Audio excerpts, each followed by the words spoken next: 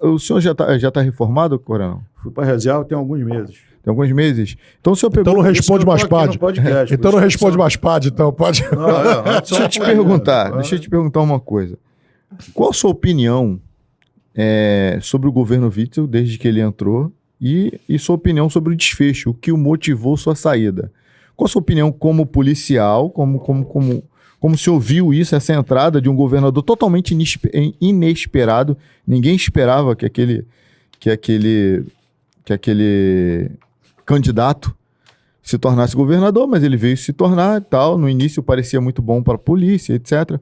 Como que o senhor viu a entrada dele para a polícia e, no final, como político, como que o senhor viu a saída dele?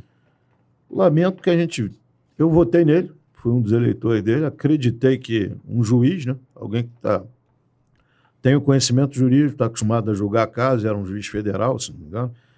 O cara não está precisando mais de dinheiro, a vida dele já está resolvida. Então, primeiro pensei, não vai precisar roubar.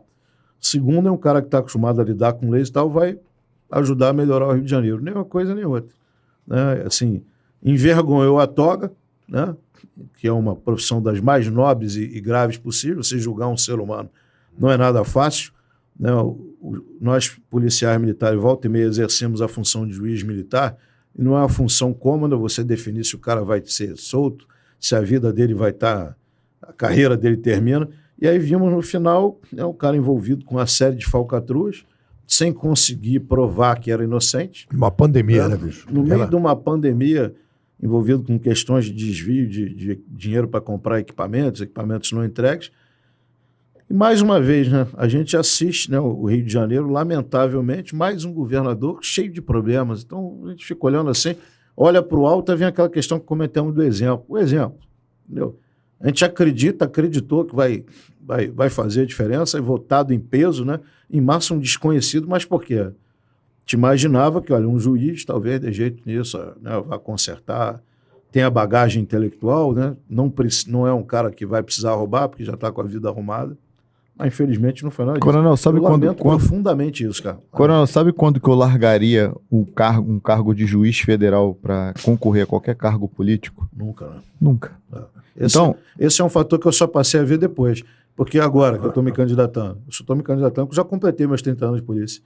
Eu estou em casa, aposentado. Se eu entrar, ótimo, vou conseguir tentar tocar vários projetos. Descobri que o deputado federal tem 16 milhões de reais por ano para realizar projeto, independente de falar com qualquer pessoa. Ao longo de 4 anos são 64 milhões. 64 milhões dá para comprar um desses projetos que eu falei aqui e fazer uma revolução na atividade policial.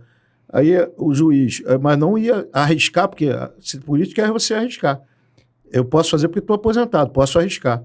Né? Agora, se eu tivesse na ativa, aí eu vou jogar minha carreira fora, posso não ser eleito e tal, então não faz.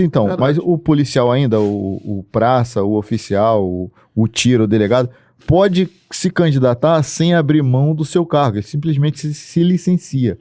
Que se comparado a um cargo de juiz, independente do cara ser delegado, independente do cara ser oficial, coronel, não se compara esse cargo de juiz, né? Por conta das prerrogativas, das justas prerrogativas que são dadas aos juízes, para eles poderem julgar com liberdade e tal.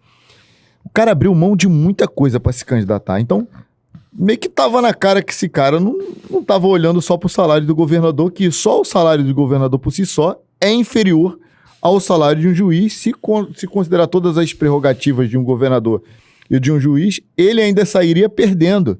Então, um cara desse, ou ele tá muito bem intencionado, ou ele está muito mal intencionado. No caso do ex-governador Wilson Witzel, eu também votei nele, eu também acreditei na ideia dele. Para mim foi uma decepção, mas casos como esse, em que envolviam uma grave pandemia, né? Uma pandemia histórica, vai estar nos anais, vai estar nos livros de história do futuro, dos meus netos, dos teus netos, e ele está envolvido nisso, uma vergonha para ele. Mas quantas pessoas, por causa da ausência de entrega desses respiradores e tantos artefatos e medicamentos que eram importantes, hospitais de campanha que foram montados de forma falsa, existiam, mas não existiam. Existiam para orçamento público, mas não existiam para a população de fato. Um cara desse não é pior que um traficante? Não é pior que um homicida? O que o senhor acha sobre isso? Concordo com você. Eu acho que alguém que desvia milhões e bilhões de reais, ele está levando da saúde, de outras áreas críticas, ele está levando à morte, desespero, né, a problemas físicos, mentais, de milhões de pessoas. Deveria haver um apenamento especial para esse tipo de crime, entendeu? No mínimo, prisão perpétua, porque é um cara que ele destrói vidas. Não. Destrói milhões de vidas, mas não é a vida do cara que vai lá procurar a droga e consome. Vida de gente como a gente, de gente que paga imposto, né, de crianças que perdem o horizonte, perdem o norte. O cara não tem nem mais parâmetro do que confiar. Nós estamos vivendo um drama nessa eleição agora, aqui no Rio. Por quê? Porque a última eleição isso aconteceu, então está todo mundo apático, né, nessa eleição, complicado. O que vem por aí? Está complicado isso aí.